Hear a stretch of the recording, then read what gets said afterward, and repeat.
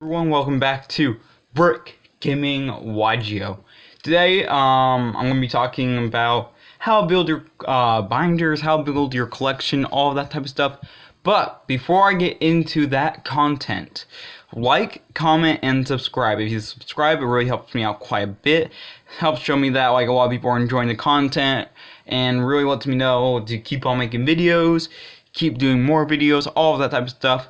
Like this video if you guys want to see more videos like this, if you want me to go more in depth. If I get this video to 5 likes, then I will do just going through all my binders, showing off what I've got, all of that fun type of stuff, instead of just discussing how to build your collection.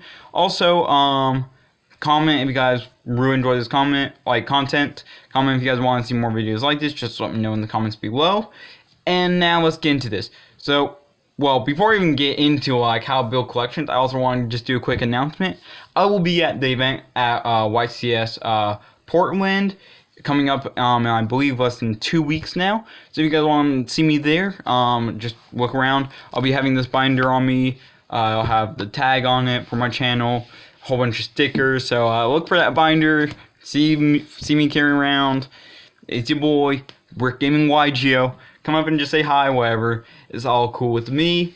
So now let's get into this video real fast. So first off, looking at this binder, it's pretty hype on the first page, right? So what I really want to talk about with growing your collection is how to do it properly.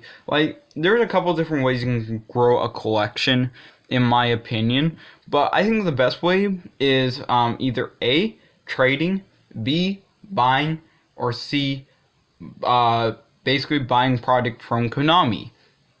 Now, let me go over those 3 different options and kind of explain what I think of all 3 different options. Number 1, I'm going to just start off at the very last one, buying product. So I would actually, unless there's a set that you really like and you really want cards out of it, like a really high majority of the cards you're looking for, I usually don't buy product. The last time I bought any product from Konami, outside of entering into tournaments and doing stuff like that, was for Battles of Legend. I think Battles of Legend was an amazing set. There were a lot of really good cards to get. I think there was some amazing options in there for cards you could pick up. So that's why I invested in that set, because basically you're making your money when it came out. You're making your money back on pretty much any box you bought, unless you pulled absolute garbage. Otherwise, you're making your money back almost instantly on the box. But for the most part, what's our average set? Let's say, for example, Raging Rampage that just came out recently. The only reason I would invest in that set was for prismatics. But it's such a low probability of getting a prismatic, 2 per case. Oof. I would just no. It's not worth trying to go buy 2 cases of this set just to get 1 prismatic. And it's insane, for ratios like that. So I feel when you're buying product, go for what you like, and that can help build up your collection. But usually these offsets where every card is hollow, that can also help build binders pretty fast, because a lot of people prefer a hollow printing of cards. So I feel that can definitely help out. Also, they're doing these Lost Art promotions. I would definitely go for them, because a lot of the Lost Art cards hold their value, especially if they're a card that's still played. For example, Monster Reborn. Super nice card. I think this one came out about a year ago now, but I really like the Lost Arts, and definitely a good investment when they're doing them and when it's a actually good card getting a Lost Art reprint. Now, secondly, I'm going to move on to buying cards.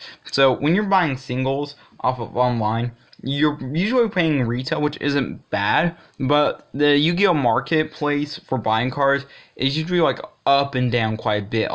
There'll be times when it's really amazing cards that are super expensive, but as soon as they get reprints, they drop super fast.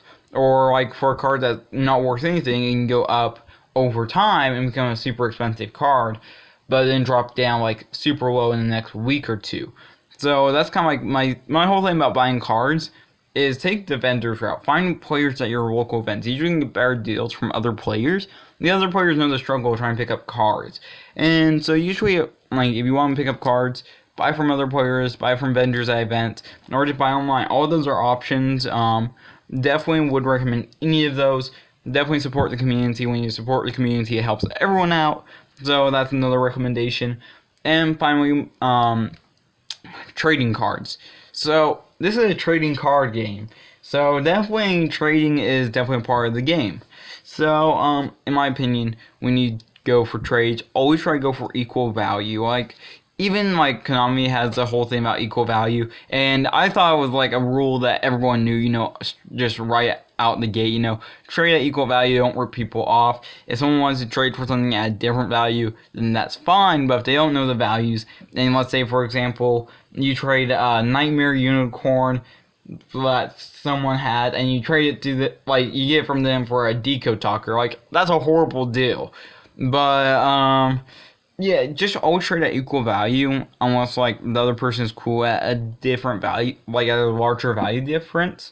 But generally, I just say my rule is trade at equal value. Try not to rip people off. Try to just get the best bang for your buck. Like also when you're trading, usually the best way to trade is trade for value. I mean, I've seen people try to trade for collectability. I've seen people try to trade for card amount. Like, I'll trade you 1 card for 1 card. I'll trade you 5 cards for 5 cards. Usually that's just not a good deal for a lot of players. And usually someone's getting a worse end of the deal. Unless, both players want to do it that way. In which case, okay, that worked. But my whole thing is always trade for value if you can. That's the best way of doing it. Equal value for equal value. Players are getting the best deals from each other. And now also, when you're building your collection, my other recommendation is always trade up. So when you're doing a trade with someone, the best way to increase the collection size without having to go and buy a bunch of cards or buy cards in bulk, all that. Like I bought cards in bulk before and it's fine. Like you generally just get a lot of bulk commons, bulk hollows. It's okay. But I prefer to always trade. Trading is always the best way, in my opinion, to build up a collection.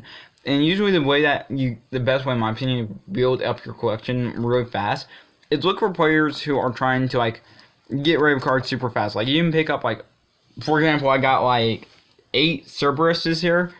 So, I managed to pick those up, because, a lot of players just aren't looking to hold on to them. Or Call by the Graves, if you're picking up decks, you can pick up a Call by the Graves from full deck cores.